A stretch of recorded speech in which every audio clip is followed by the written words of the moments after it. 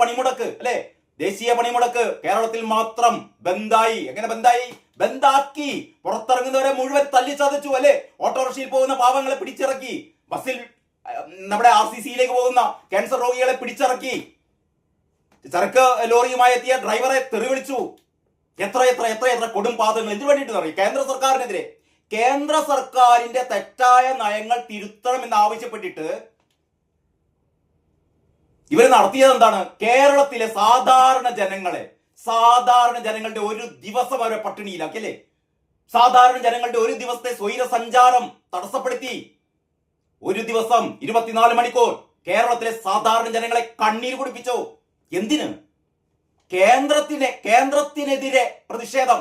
എടോ, കേന്ദ്രത്തിനെതിരെ പ്രതിഷേധം നടത്താനാണെങ്കിലേ നിങ്ങൾ കേന്ദ്രത്തിലേക്ക് ഒരു കാൽനട ജാഥ നടത്തണോ?